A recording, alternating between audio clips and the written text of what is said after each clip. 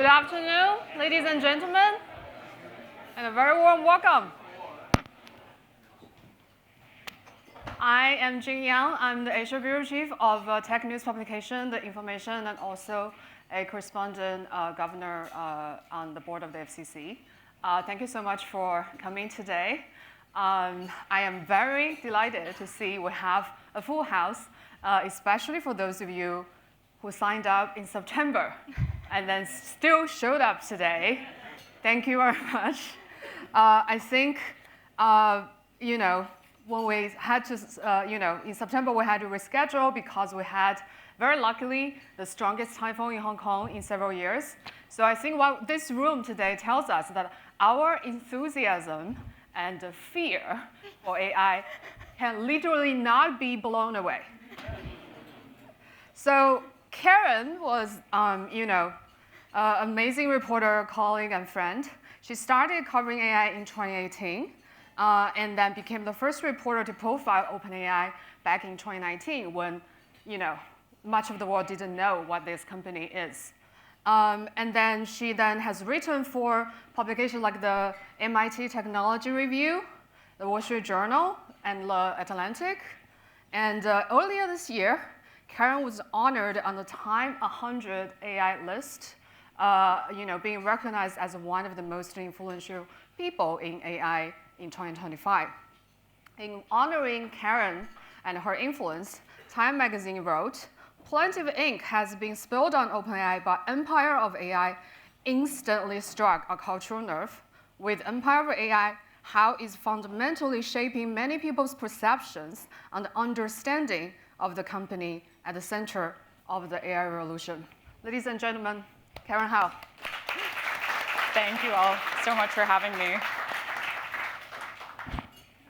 Okay, I don't know about you, but I literally these days cannot escape the first 2 minutes of any conversation without, directly going to AI. I'm sick of it. However, the one thing, I want to start at the basics. The one thing that struck me, the first thing that struck me when I was reading your book was that there was actually no scientifically agreed upon definition of what is intelligence.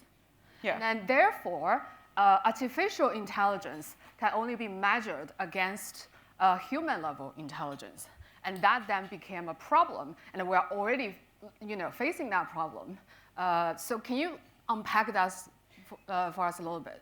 Yeah, this is something that first fascinated me the most when I started covering AI, is that there's such a philosophical debate about what intelligence is and ultimately what does it mean to recreate intelligence in machines, because there's no definition from neuroscience, biology, psychology. There have been many, many attempts through history, many of them darkly motivated, to try and quantify and rank human intelligence. And because of that, the field of AI has always inherently been unmoored because it's trying to recreate this thing that there's no definition of. And that's part of the reason why throughout the decades-long history of AI was founded as a discipline in 1956. There have been so many different debates about what would it actually take to recreate intelligence that is rooted in philosophical differences about what intelligence is. So the two main branches of AI, one emerged from this belief that we're intelligent because we know things.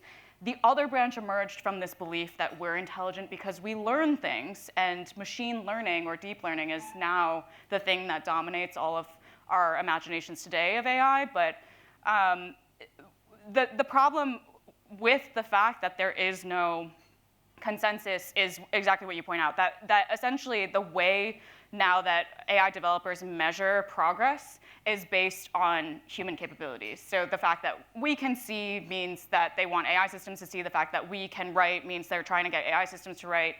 But it's just, there's like a very hodgepodge of different types of tests and benchmarks that are used to try and ascertain whether AI is actually going in the right direction. And no one can agree. Like, some people think that these systems are getting more and more advanced and that they're actually becoming more and more human-like and therefore soon going to gain parity with us. And other people actually don't even agree that these systems are intelligent in the first place. And that is also why the goalposts continue to shift, right? When we had AI becoming, winning Jeopardy, and the people think, okay, this is like AI now smarter than human. And when AI beat, the world, like AlphaGo beat the world champion, and then we think that they are smarter than human. But now, I don't, Yeah, exactly. Yeah, like one of the OG tests for when will we achieve AI was the Turing test. Oh, well, when you're speaking with an AI and you can no longer tell that it's an AI and you think you're speaking to a human. That happened a long time ago. That happened in the 1960s with this chatbot called Eliza, where it was just a really, really simple hard-coded system that was literally just reflecting back to a user what it said, but it would do these really simple transformations. Like if you said, oh, I'm feeling down today, it would say, why are you feeling down today? And like people already thought, oh, this is like a human that I'm talking to. So it already passed the Turing test, and then scientists were like, well, have we actually solved AI? No. So then they moved on to games, and they were like, oh, well, a great sign of human intelligence is people that are really good at strategy games like chess, like Dota, like World of Warcraft. And then AI passed those things, and they were like, have we gotten to real artificial intelligence? No. So then now we're talking about like SAT scores and like the LSAT and other types of standardized tests. But as each time one of these benchmarks get crossed, there's still a large majority of AI researchers that are like, wait a minute, that's still not quite right. And it just comes down to the fact that we don't know how to measure this thing. Yeah, and we still don't. This reminds me of a very little detail that I really liked in your book, was when OpenAI trying to raise funds from Microsoft, they crammed on that, getting the model to play Dota, right? It was that really, really well. And then once they've done that, and they showed the demo to Bill Gates, and Bill Gates was not impressed. I do not want to invest something like this, right?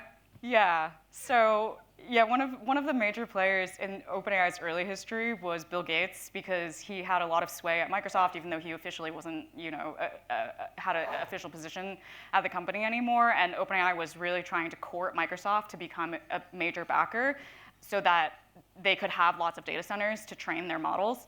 And Bill Gates, originally OpenAI thought, oh, if we design a system that beats this really complex game, Dota, that's going to impress Bill Gates, and we're going to get all this funding, because DeepMind had just developed a system after beating AlphaGo, or after beating Go. They developed a system to beat another strategy game. I can't really remember what it was anymore. But it was really widely lauded, and it was impressive. And so OpenAI was like, we're going to do the same thing, but just a different strategy game. And then Bill Gates was completely unimpressed. Like, he was like, what is the point of an AI system that plays games? Like, I just don't get it.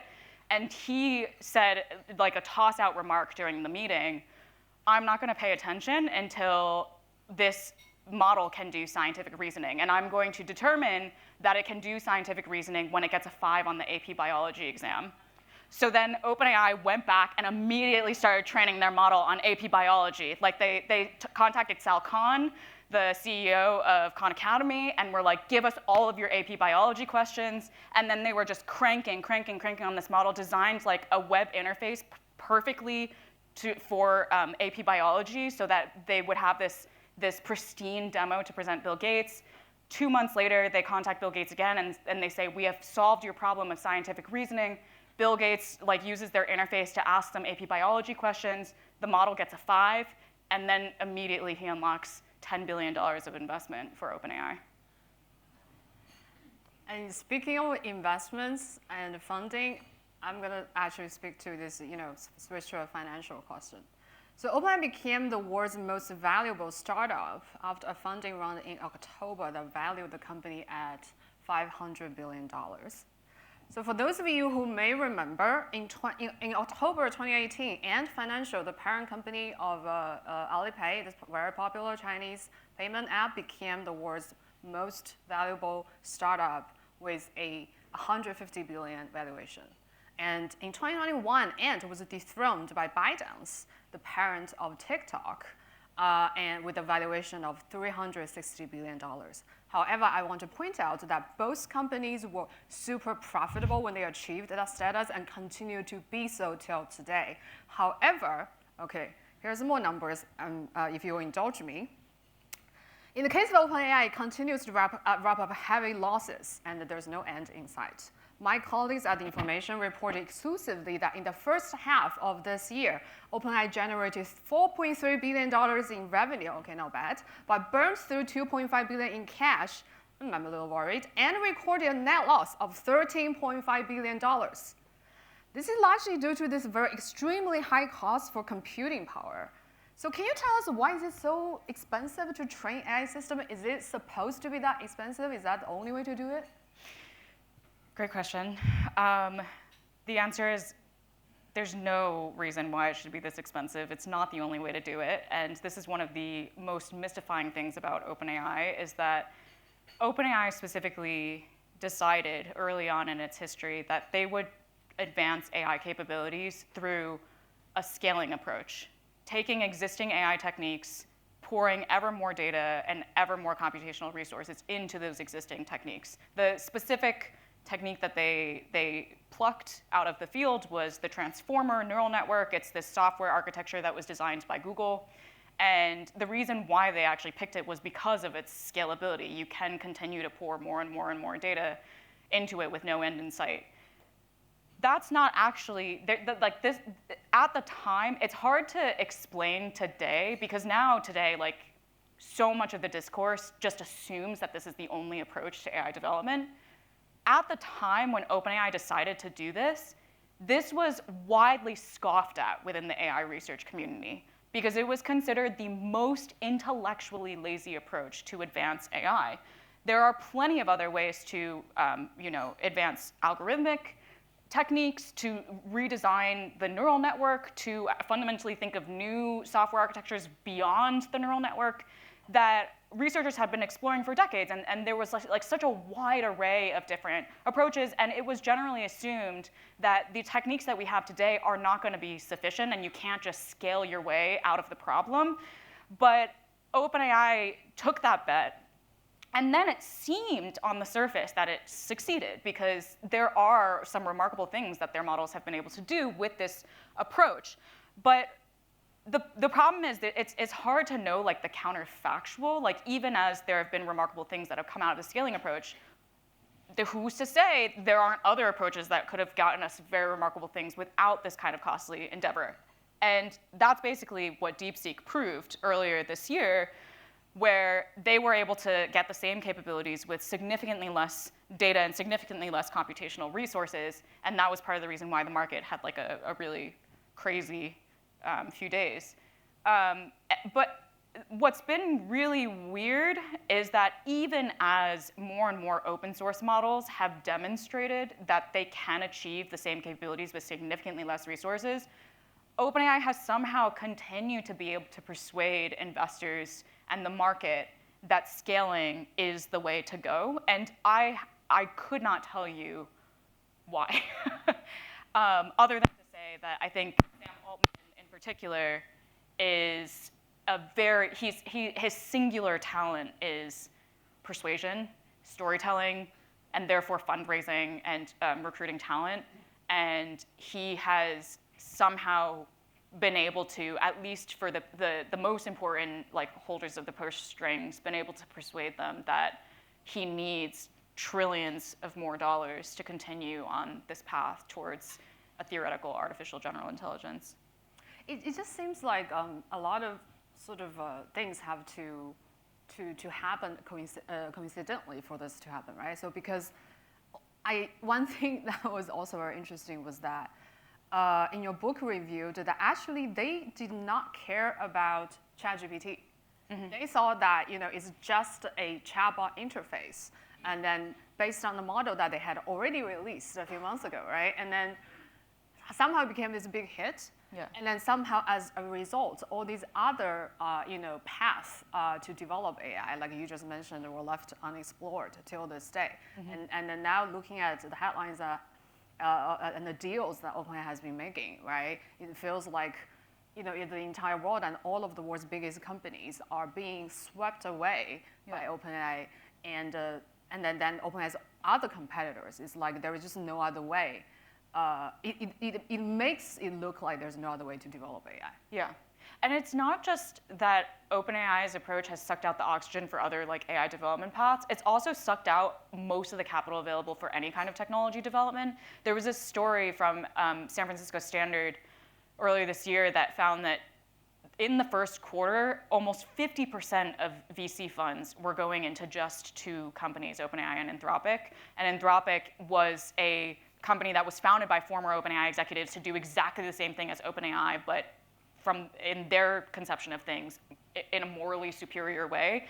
And so literally the scaling approach to AI development is, for example, redistributing capital away from climate tech. Like there was a Bloomberg story about that, how climate tech investments are falling because the same investors that were originally investing in climate tech are reallocating those funds to scaling these systems, when in fact, like that capital is actually unnecessary for reaching more capabilities if we just do more research on the other paths that weren't taken. Yeah. I mean, this goes back to like the origin of OpenAI when it was founded in 2015, right? And Elon Musk was, was basically the big guy in the room that puts this whole thing together.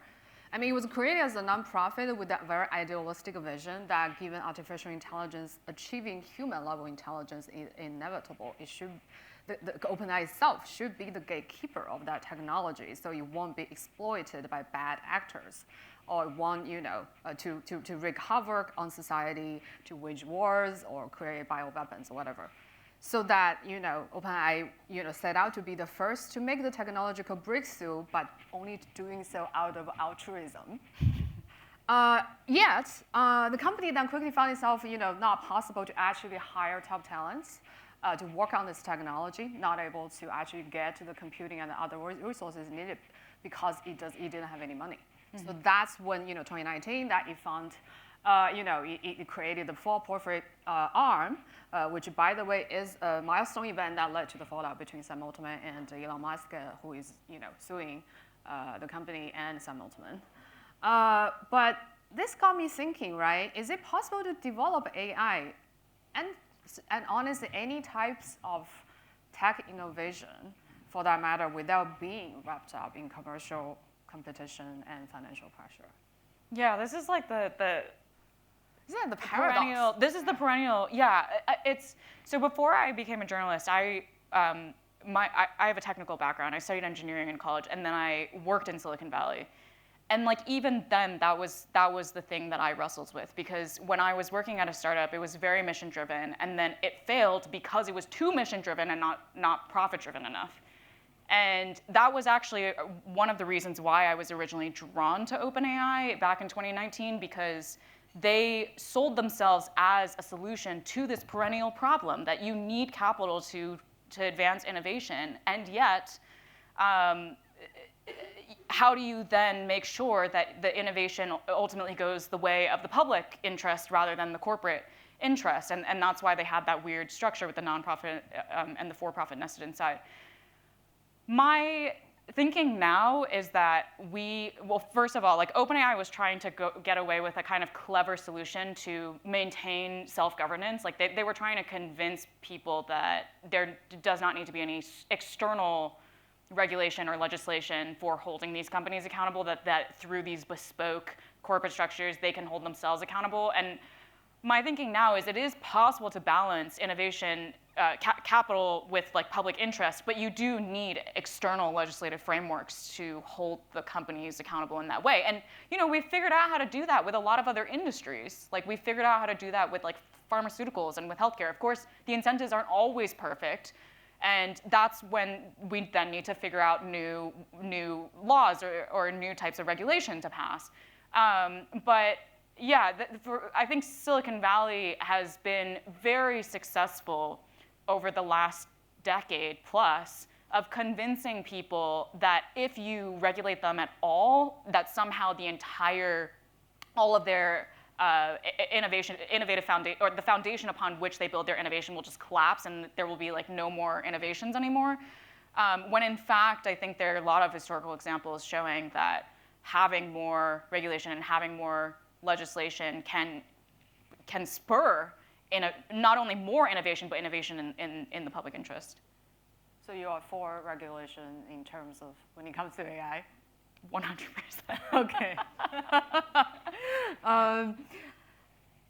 And you mentioned, 2019, when you were embedded in OpenAI's office, and that was, shortly after the company started the 4.3 arm.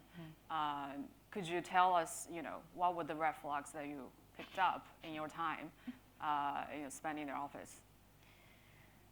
The biggest red flag happened in the very first meeting that I was there for. I was interviewing Greg Brockman and Ilya Sutskever, who at the time were the chief technology officer and chief scientist.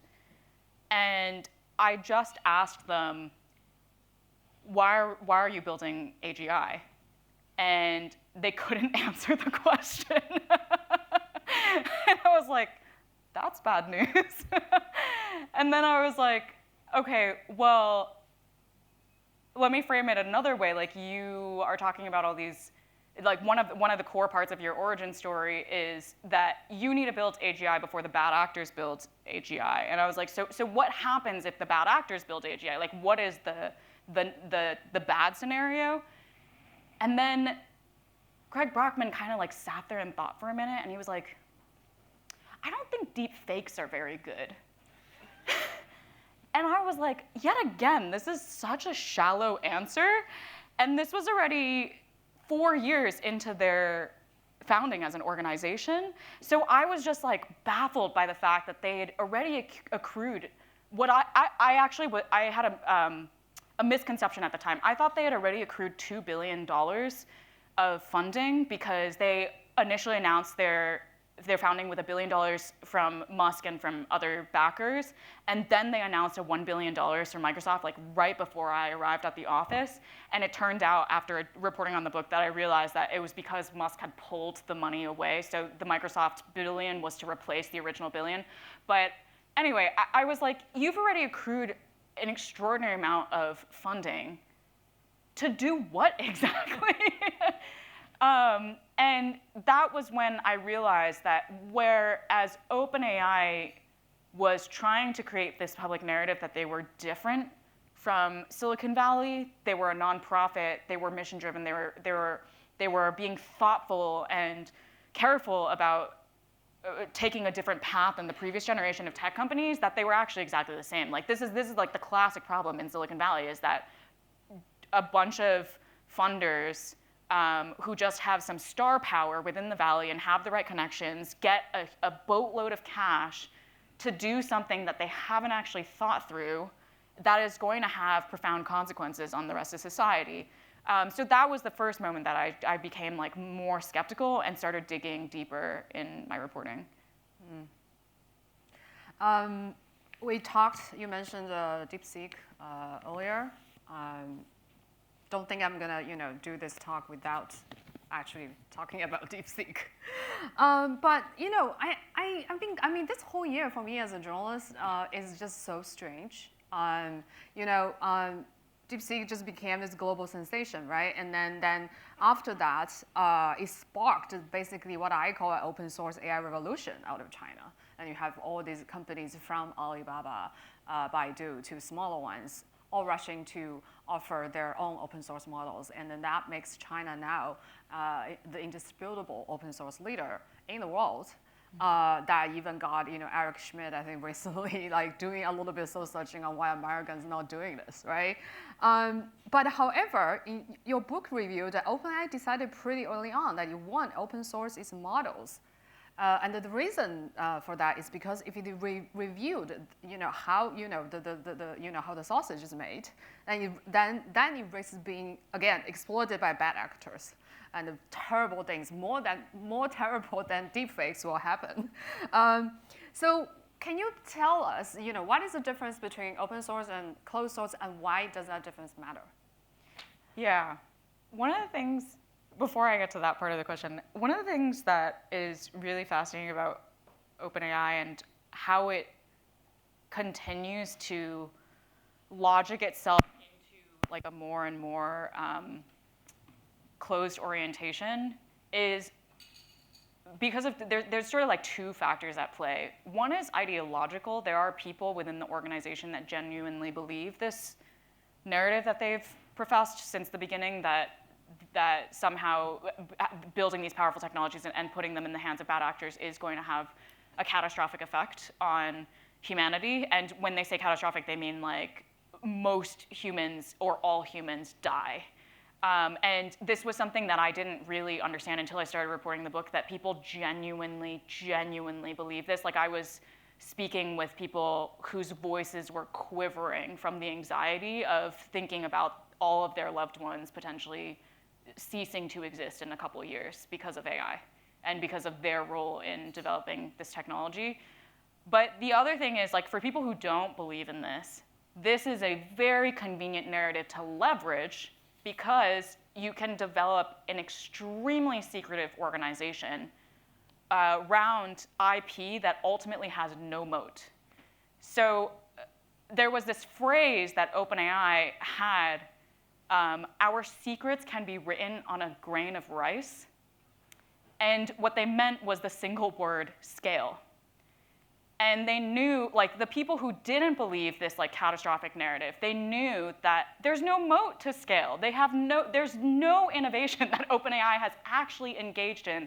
And the moment that people find out that they can just scale themselves into the same large language models, they're screwed. And so that's why, like, both of these forces, both the ideological and the commercial force, have made OpenAI more and more secretive over time, even though it's literally called OpenAI. And so, yeah, so I think that the biggest difference between closed source and open source for me is it's a philosophical one. It's in the closed source world, the reason why I call these companies empires is because it is in part because of a particular feature that they engage in, is they try to monopolize knowledge production. They try to gain a competitive advantage by closing off the things that they know from other people. Whereas with open source, it is a much more democratic ideology. It's this idea that if you give everyone the same access to knowledge, that is ultimately better for the world. It's better for the public interest. And it's also better for, like, designing safer AI systems, because now you have scientists from all around the world and people from all around the world engaging with these models, critiquing the models, and refining them to make them better. And that's why, to me, open source is like a really critical counter to the empires of our age, in helping, like, erode the foundations of that empire and fact check and hold them accountable. Yeah, actually, empires all have colonies, right? Yeah. And I'm going to move on to, I think the hardest part of the book, hard as in really hard to read, because, it makes you think and feel a lot of emotions. To be honest, I sometimes, occasionally wish I never read a book, because after that, your book ruined AI for me. Every time I interact with an AI application, I can't help that sense of guilt after reading all these harrowing stories that you detail in the book on, the human and environmental costs that, this AI arms race have waged on the global south and people living there. Okay, I have a tendency to do that to people, yeah. At the risk of re-traumatizing myself, please tell us more. Please tell us about that. Yeah, so one of the things, I think the environmental concerns are a little bit more obvious, but I'll maybe talk about that second. But the thing that is often less obvious to people that are using AI systems is the degree of human labor that is involved in producing these technologies. Silicon Valley wants you to believe that these AI systems learned everything on their own. That's what makes them magical. They fell from the sky. But really, anything that an AI model can do was taught to it by people. And the people that are doing that teaching are actually tens of thousands of workers in extremely impoverished communities around the world. And the reason is because Silicon Valley does not value this labor. They consider the work of teaching these models what to say and how to respond to questions as rote manual labor that ultimately they're just trying to find the cheapest labor to fulfill. And so I went to like this is something that has like obsessed me for a while. Like I've been reporting on this hidden labor of AI for 4 or 5 years now. And early on, before ChatGPT, I was looking at places like Venezuela, because when the AI industry first started needing these massive bases of labor, it was when the self-driving car boom happened, and they realized that in order to have self-driving cars not kill people, they would need to have extremely precise annotations of the images that they were feeding the self-driving cars. Like anytime a self-driving car is navigating the road, it's because it's trained on all of these video feeds where people are drawing boxes around the cars and the lane markings and the traffic lights and the pedestrians, and then the car learns how to recognize those things and then maneuver around them. And at the very moment that the self-driving car industry had its boom and demand for this labor, Venezuela was experiencing the worst peacetime economic crisis in 50 years. And so that was where you could find the cheapest labor in the global market. And so there were all of these AI companies that went to Venezuela to exploit these individuals that were highly educated, like have masters and PhDs, were white-collar workers that were suddenly in a state where their economy is in free fall, they have no food to eat, and so they're trying desperately to find online jobs. And lo and behold, there's this, it seems to be this like new opportunity to log on to these platforms and to annotate images for self-driving cars. But it was like extremely exploitative conditions that they worked in, because these platforms would pit these workers against each other, where you create an account and then like there's work that just appears on your feed as a worker, but you have to claim it within seconds, because all of these other workers are competing to claim the task, and only if you get the task do you get to then earn like a few pennies for doing that task.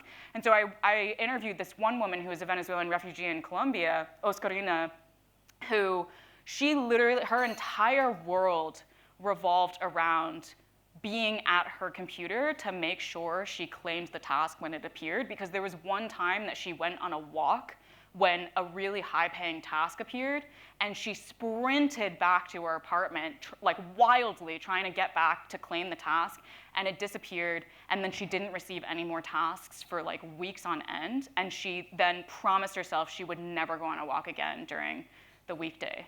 And she would even have this alarm that she would set. She had this like plugin that she put into her browser where anytime a task appeared, it would sound this alarm. So at the very least, she could like cook and then hear the alarm. But at night, she would crank up the volume so that it would wake her up at like 3 a.m. in the morning if a task appeared. And then she would like bolt awake and start tasking and then earn, like $1 for that task. And so like fast forward to then the ChatGPT era. That was Scale AI's contractor. That was that was an Appen contractor, actually, okay. Which is Appen's an Australian company that provides this kind of platform for connecting tech companies with these overseas workers, and they also work for people like companies like ByteDance and Microsoft and Google. But yeah, the other infamous company in this space is Scale AI, which has been in the headlines a lot lately. How can you call that company infamous when their founder literally now is the AI is hot and Meta? Yeah, terrifying. Yeah, please go back to ChatGPT and then the labor. Yeah, so fast forward to ChatGPT, the nature of the labor has changed, but the necessity for labor has not. So there's like two main types of labor that are now happening for generative AI. One is called reinforcement learning from human feedback, which is where the workers are teaching the model literally how to respond to different types of queries, both like what language you should use, how to spell it, how to recognize the user's intent, and so on and so forth. And these workers literally will sit at their computers and like write example responses to questions day in and day out, and also sometimes write example questions of what they think a user might ask. And I spoke with this one woman, Winnie, in Kenya, who did this work, and she was one of the Scale AI contractors. And it was very similar to Oscarina, where she did not know when the task would arrive. And sometimes she would wait months on end for the task to arrive. And then when the task arrived, she would work for 22 hours straight in a day just to earn a little bit more money to feed her kids, because she did not know when the task would disappear again. And the only way to pry her away from the computer was her partner promising that she would sit there instead, and then Winnie could go to sleep. And that's like one bucket of work. And then the other bucket is content moderation, because these companies are building large language models that can spew anything at you. They're trained on the internet. The internet has a lot of dark places. And so the way to prevent the dark training data from regurgitating out of the model is by stapling a content moderation filter around these GPT models that recognizes when there's hateful or abusive content coming out of the model and then blocks it from actually reaching the user.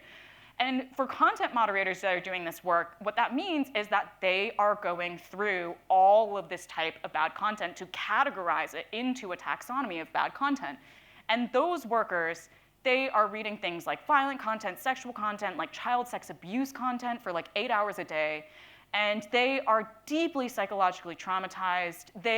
Some of the workers that I interviewed that did this for OpenAI, they were left broken as individuals. They were not able to hold down other jobs after doing this work. And some of their families fell apart, because when you have a broken individual in a community, like that community also suffers and breaks down. Yeah. Okay, on this really heavy note, I'm going to open up to the floor. Please raise your hand if you have a question, and please identify yourself as well. Lee? And then we'll go to that gentleman. Yeah. We'll go here first. Okay, I'll go first. I'm Jason Winsunis, and I'm not asking this on behalf of anybody other than my own portfolio. But I've been investing since the dot-bomb. And so the big question on my mind every day now is, are we in a bubble? And you've sort of answered that a little bit for me when you talked about how OpenAI is sucking up so much cash. But I'm really curious of your opinion. Are equity markets in a bubble now? Is it already there? We're in a huge bubble. Just from a financial perspective, Jing already mentioned some numbers, but OpenAI has committed to $1.4 trillion of spending in the next few years, and they have generated maybe 20 billion in revenue. And actually, there was just an article that came out today based on some insider documents that suggest that even those numbers are potentially inflated, that OpenAI has not been transparent about the revenue projections being less than that. This is an insane balance sheet. Like, how do you close the gap between maybe 20 billion and then 1.4 trillion? The reason why we've seen OpenAI engage in such a spray of different products and services over the last year is because they're trying to experiment with different ways to close this gap. They already tried the subscription model. They already have realized that the subscription model is not going to work, because studies have shown that only 3% of people are actually willing to pay for this technology. And companies are also not getting enough of an ROI to buy the enterprise subscriptions, unless it's talking about like code generation or something, but they're not getting enough ROI to buy the larger language model that's able to do more than code generation. And so OpenAI is trying to engage in they're setting themselves for an advertising play. Like they've added the algorithmic feed to ChatGPT. They've created an AI-generated TikTok in part so that they can start planting ads in those feeds. The most successful advertising business in history is Google, and last year they generated less than $300 billion in revenue. So that still doesn't get us to 1.4 trillion. So then, like, you see OpenAI trying to launch a browser, trying to launch hardware. Like, they're trying to figure out other ways of generating this revenue. But there's an extremely narrow path that they can walk on to actually close that gap. And 1.4 trillion is a moving target. Altman said a couple weeks ago that he would like to lay 250 gigawatts of data centers, which is 4 dozen New York Cities worth of energy of data centers by 2033, and he estimates that it would cost $10 trillion. How is he going to pay for that with maybe 20 billion in revenue? So that's the financial picture. From the technical perspective, OpenAI is also like one of their business models is we're going to reach AGI and then the entire workforce is going to be replaced and that's how we're going to pay for it. Like if we can get every single company to lay off all of their workers and just buy our models, like maybe we can close the gap. But the problem is artificial general intelligence is that, like the scientific consensus is that we're nowhere close and we might not ever be able to do this.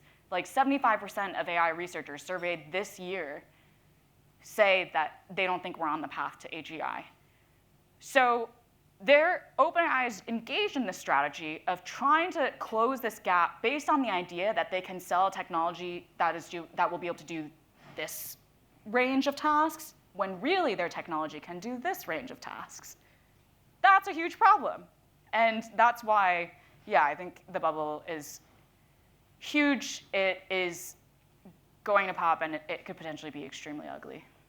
If I may just add a quick note on the bubble point, I mean, if you see how the global stock markets reacted to DeepSeek earlier this year, that shows like how fragile this upbeat, this optimism actually is, right? Yeah. Next questions? I think here, and here. Hi, thank you.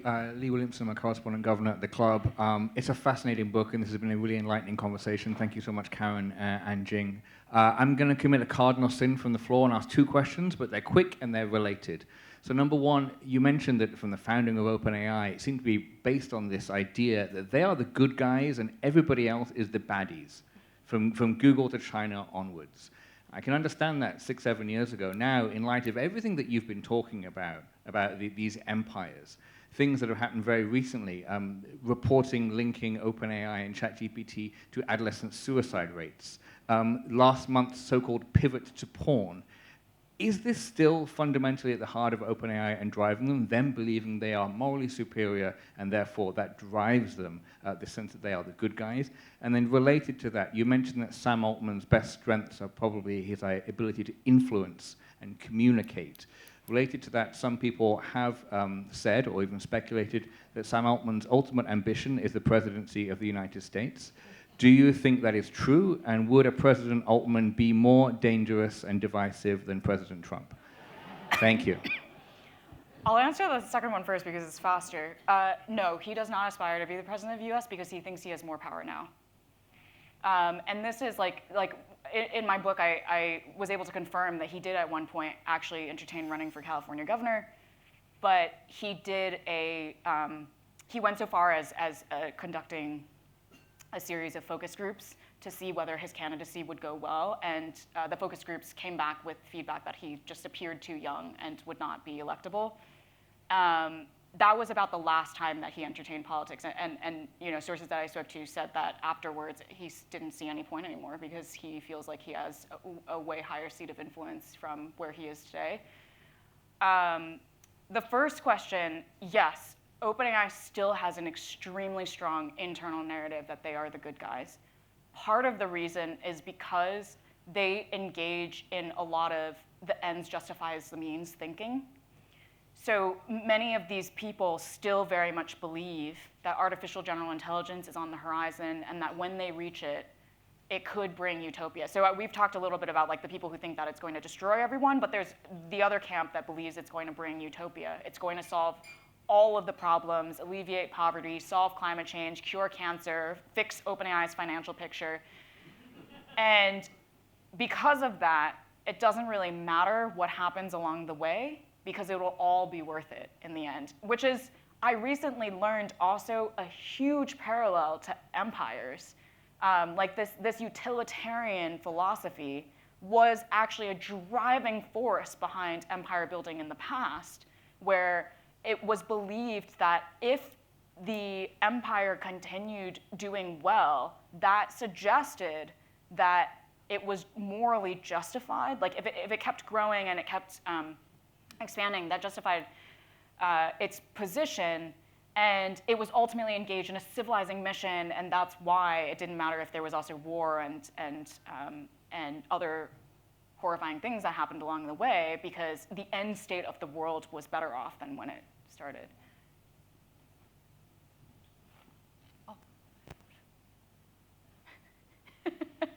Next, I promise. You mentioned that scaling is the model they're using, and that takes tremendous power generation. And that seems to be the theme today, that the power generation is going to be the major capacity constraint going forward. Yeah. And I just wonder if you could talk to that and what the implications are that for how all these companies move their way of doing business going forward. Yeah, you're completely right. I mean, yeah, I mentioned that Altman was talking about 250 gigawatts of data center capacity, and that's 40, whatever, 4 dozen New York Cities worth of energy. They are scrambling to try and figure out how to service that energy demand. And the thing is, building power plants is a long-term thing. And Altman set the target for 2033. I mean, even getting a power plant set up can often take 8 years to 2033.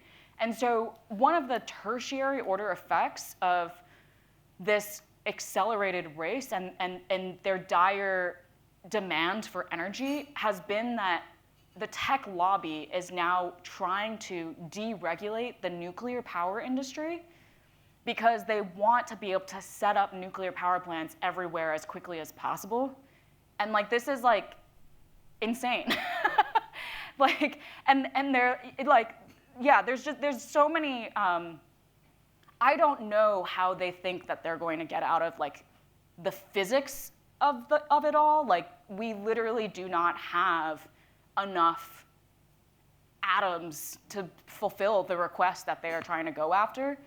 And so I'm not really sure when they say these numbers, whether they actually sincerely intend to achieve them or if it's meant to be just such a huge number that it baffles the public's mind and then like we're like shocked into not reacting. Because $10 trillion, like most people have never encountered 10 trillion of anything. So like, how do you wrap your head around 10 trillion? And I think it's like, maybe they're actually just going for the shock factor to then continue being able to do what they're doing while we're waking up to the problem.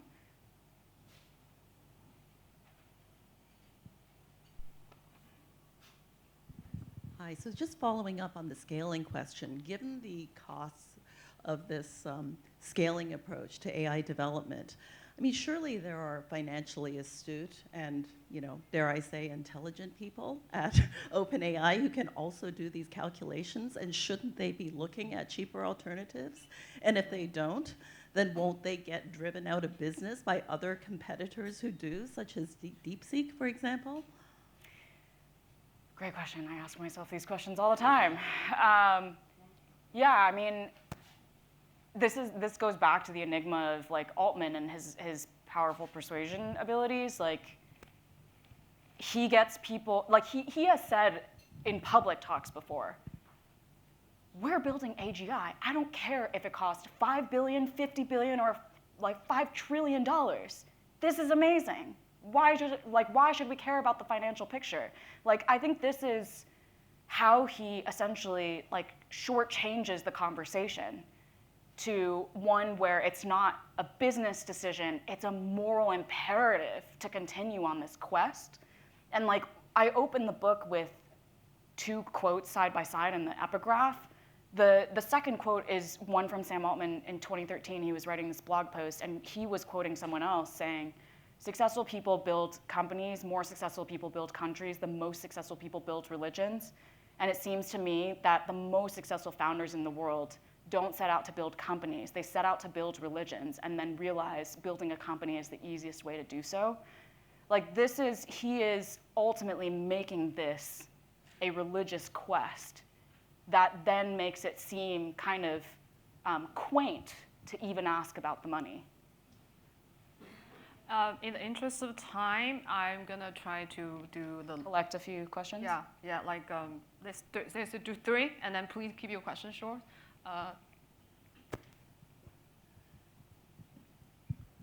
Thank you very much. It's great to hear you. My name is Alphonse. I'm a tech entrepreneur.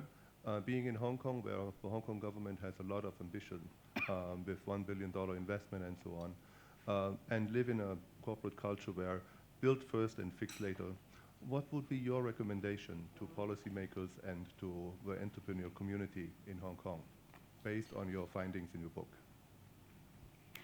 I think you're the expert on this question. I don't actually report on Hong Kong, so I can't really say. I would love to hear your thoughts on that.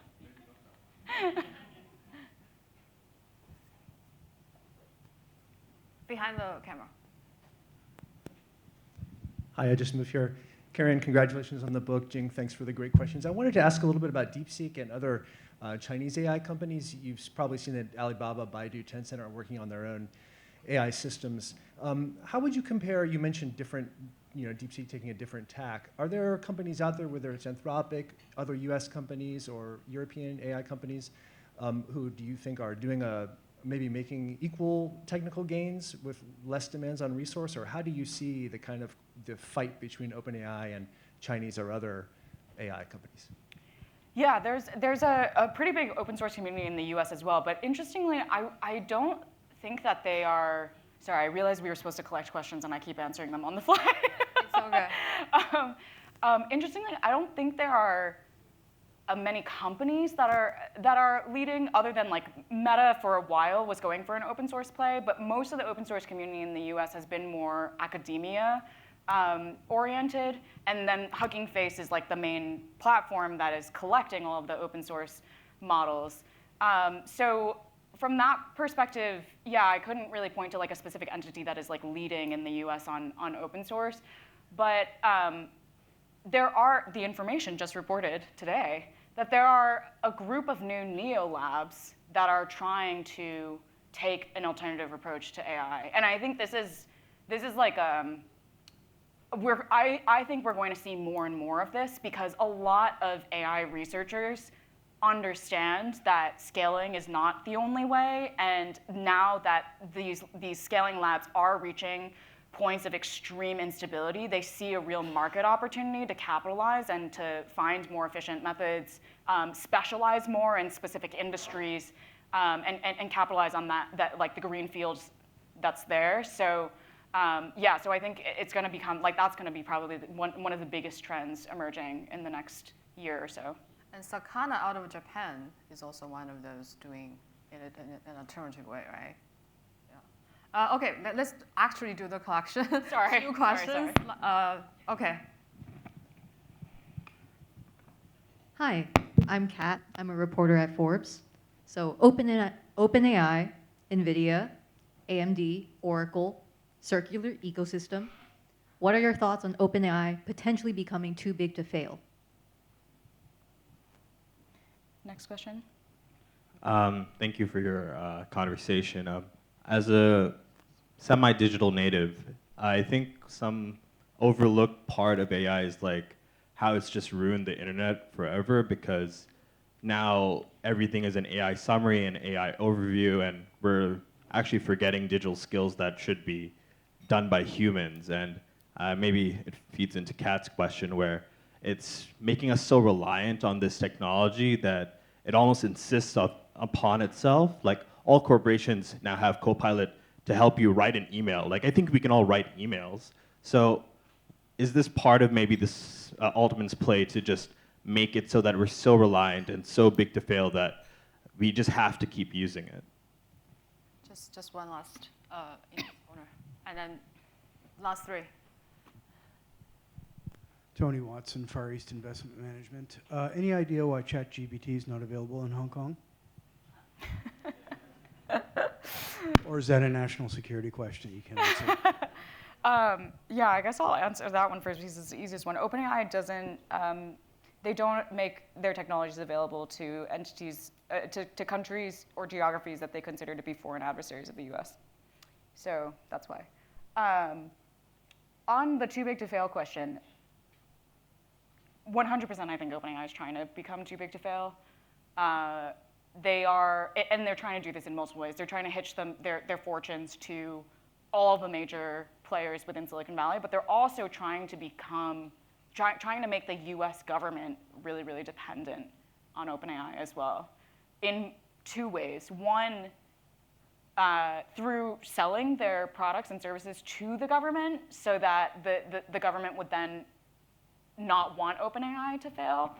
But also, there was this incredible analysis that I read from Kylie Scanlon, who's an economics reporter that writes her own Substack. And she basically was like, if you look at the economy right now, it's a K-shaped economy, and the only stocks that are flying are AI stocks. And this is extremely important for the Trump administration to maintain, because it is the only thing now providing them political cover to continue doing all of the things that they are doing. And so that's also another way that OpenAI, I think, is trying to make themselves too big to fail. Like they're hitching their fortunes to Silicon Valley and to the government, and its like legacy or legitimacy. And this is yet another parallel to historical empires. Like the British East India Company became too big to fail, and then when it suddenly had the equivalent of a bubble pop, the British Crown nationalized the company. And literally, Sarah Fryer, the chief financial officer of OpenAI, recently slipped up during a public talk where she suggested that the government should be backing OpenAI, all the debt that OpenAI is taking out. To your question on like the dependency among users, I mean, I do think that OpenAI is trying to cultivate dependency among users, because one of the ways that they can continue to justify why they don't have a good financial picture is at the very least pointing to their huge user numbers. And if the user numbers start to deflate, that would be a death knell for the organization. So I do think that they are increasingly trying to make their tools more addictive to keep those users there, even as many companies are starting to realize that they're not necessarily increasing their bottom line from adoption of these technologies. I did see a hand, but I couldn't see who raised it because of the wall. Maybe we'll just do one final one, because I really want to make sure everybody does have a chance to ask their questions. I'm Carson from Stormley Capital. So I just want to ask about the history of OpenAI. Why can they actually become a profitable company from a non-profit? So I think that's actually quite important to the structure as well. Thanks. Sorry, to clarify, like how? From a non-profit to potentially a maximum profit company right now. Like why they did that, or how they did that, or? Why can they do that? Oh, why can they do that? Yeah. Because Altman had a meeting with the Attorney General of California and charmed him. I mean, yeah, like basically when OpenAI started, like OpenAI is carving out a path that no other entity has ever done. They're like in completely new territory. And from OpenAI's perspective, this is like there was a huge pressure to do this conversion, because most of the investment that has come in the last few fundraising rounds were contingent on the for-profit conversion happening, because investors don't want to keep having like a situation with the firing and rehiring of Sam Altman, where their investment could literally dissipate overnight because the nonprofit board decides that the CEO is not up to snuff. And so OpenAI just engaged in like a massive political campaign behind the scenes to make this happen. Altman did a lot of canvassing with the key people, and he, like the company made a lot of appeals to different policymakers and to the Attorney General's office in California that if they did not allow this for-profit conversion, that OpenAI would leave California. This is a relatively empty threat, because it doesn't really matter where OpenAI is based. California legislation would still apply because they have users in California. But from my conversation with people in the policy sphere, like this argument really did spook a lot of people. And then basically the final conversation was Altman meeting with the Attorney General and promising that they would continue to invest in California, that they would continue being a good actor, and that they also signed on to a few asks from the Attorney General with the for-profit conversion, and that is essentially what made the Attorney General sign off on the matter. Karen does, by the way, there's like, we have books that are available for sale, and Karen has kindly agreed to stay on for a while and sign your copy. And then, I'm afraid that we have to end it here, although I know that these days we just can't stop talking about AI. Before I wrap up, just indulge me in 2 plugs. We have 2 upcoming very exciting events coming up. Monday morning, November 17th, will be a breakfast with Nobel laureate Professor Joseph Stiglitz. And on November 20th, we have a club lunch, which is also a book talk on prison letters. Please sign up to these events if you haven't already. And if you came here today as a guest, please consider joining as a member. And we have brochures available with all the details. And then I want to give Karen, on behalf of the club, just a very small, token of gratitude. And we need to do a photo. Let me hand this to you.